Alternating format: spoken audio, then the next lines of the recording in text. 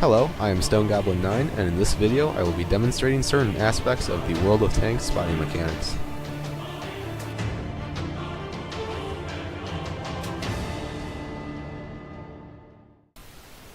Before we dive into some of the intricacies of spotting mechanics, it is important to know that there are two basic parts to it, the first being camo, and the second being spotting.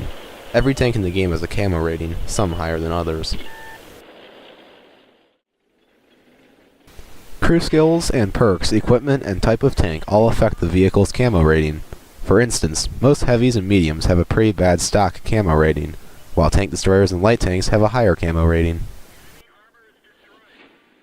When a vehicle moves, it loses some of its camo, making it easier to spot. The only vehicles that are not affected by this are light tanks, which retain 100% camo whether stationary or moving. When you put the camouflage skill on your crew members, your tank gains camo. Combined with a camouflage net and camo paint, your tank can become even more stealthy. Something else drivers can do when trying to maintain camo is to be aware of terrain. Bushes and fallen trees provide excellent soft cover from enemy view.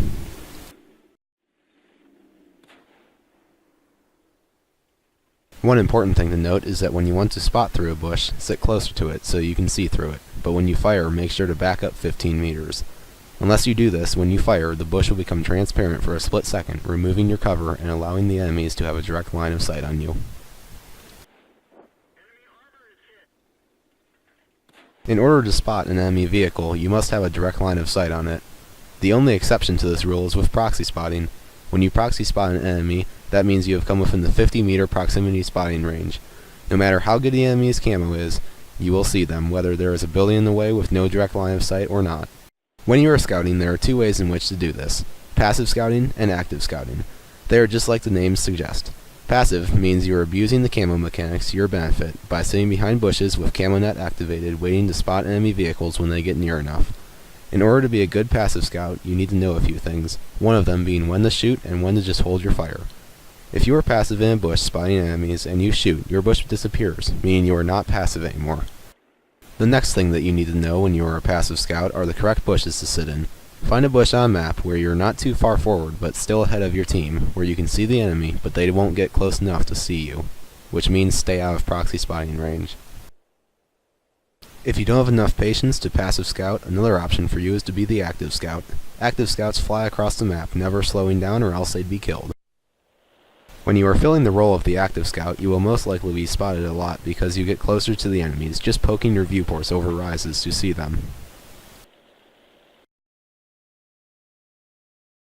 The only trick to active scouting is to never stop moving and try not to drive in a straight line or be predictable in any way.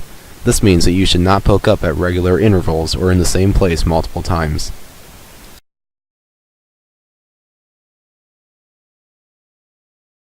One point that I would like to make is that there is a difference between active scouting and Suis scouting.